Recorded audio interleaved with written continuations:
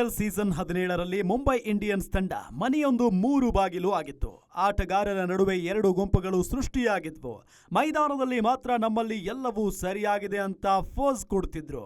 ಆದ್ರೆ ಒಳಗೊಳಗೆ ಒಬ್ಬರ ಮೇಲೆ ಒಬ್ರು ಹುರಿದು ಬೀಳ್ತಿದ್ವು. ಅದು ಈ ಸೀಸನ್ ನಲ್ಲೂ ಕಂಟಿನ್ಯೂ ಆಗಿದೆ. ಒನ್ ಫ್ಯಾಮಿಲಿ ಅಂತಿದ್ದ ಮುಂಬೈ ಇಂಡಿಯನ್ಸ್ ಪ್ಲೇಯರ್ಸ್ ಗಳಲ್ಲಿ ಆಂತರಿಕ ಸಂಘರ್ಷ ಶುರುವಾಗಿದೆ.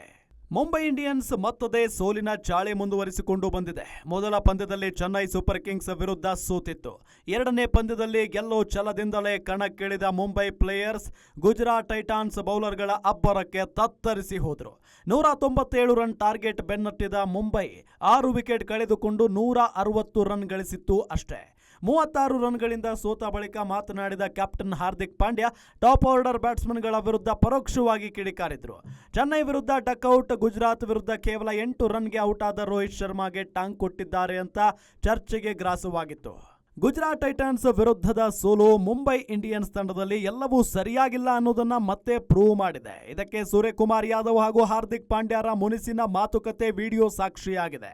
ಸೂರ್ಯಕುಮಾರ್ ಯಾದವ್ ಹಾಗೂ Hardik Pandya back to back wicket ಒಪ್ಪಿಸಿ ಪೆವಿಲಿಯನ್ ಸೇರಿದ್ರು. ಔಟ್ ಆದ ಬಳಿಕ ಇಬ್ಬರು ಗ್ಯಾಲರಿಯಲ್ಲಿ ಕೂತಿದ್ರು.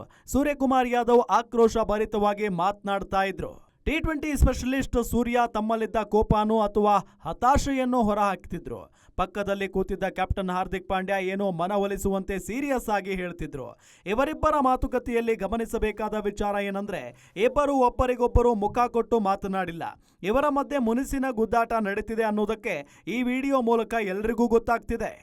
2024ರಲ್ಲಿ ಮುಂಬೈ ಇಂಡಿಯನ್ಸ್ ತಂಡಕ್ಕೆ ಹಾರ್ದಿಕ್ ಪಾಂಡ್ಯ ಕ್ಯಾಪ್ಟನ್ ಆಗಿ ಎಂಟ್ರಿ ಕೊಟ್ಟಾಗಿಂದ ಕಿತ್ತಾಟ, ಕೋಲ್ಡ್ ವಾರ್, ಅಸಮಾಧಾನದ ಗುದ್ದಾಟ ನಡೀತಿದೆ. ರೋಹಿತ್ ಶರ್ಮಾರನ್ನ ಕೆಳಗಿಳಿಸಿ ಹಾರ್ದಿಕ್ ಪಾಂಡ್ಯಗೆ ನಾಯಕತ್ವ ನೀಡಿದ್ದಕ್ಕೆ ಇದೇ ಸೂರ್ಯಕುಮಾರ್ ಯಾದವ್ ಸೋಷಿಯಲ್ ಮೀಡಿಯಾದಲ್ಲಿ ಹಾರ್ಟ್ ಬ್ರೇಕ್ ಇಮೋಜಿ ಪೋಸ್ಟ್ ಮಾಡಿದ್ರು. ಇಡೀ ತಂಡದ ಹೀನಾಯ ಪ್ರದರ್ಶನದಿಂದ ಪಾಯಿಂಟ್ಸ್ ಟೇಬಲ್ನಲ್ಲಿ ಕೊನೆಯ ಸ್ಥಾನಕ್ಕಿಳಿದಿತ್ತು. ಈ ಬಾರಿಯ ಹರಾಜಿಗೂ ಮುನ್ನ ಸೂರ್ಯಗೆ ನಾಯಕತ್ವ ವಹಿಸುವ ಬಗ್ಗೆ ಚರ್ಚೆಗಳು ನಡೆದಿದ್ವು. ಕೊನೆಗೆ ಹಾರ್ದಿಕ್ ಪಾಂಡ್ಯರನ್ನೇ ಮುಂದುವರಿಸಲಾಗಿದೆ. ಮೊದಲ 2 ಪಂದ್ಯಗಳಲ್ಲಿ ಸೋತಿರುವ ಕಾರಣ ತಂಡದಲ್ಲಿ ಮತ್ತೆ ಆಂತರಿಕ ಸಂಘರ್ಷ ಶುರುವಾದಂತಿದೆ. ಗ್ಯಾರಂಟಿ ನ್ಯೂಸ್, ಸುದ್ದಿ ಖಚಿತ, ನ್ಯಾಯ ನಿಶ್ಚಿತ.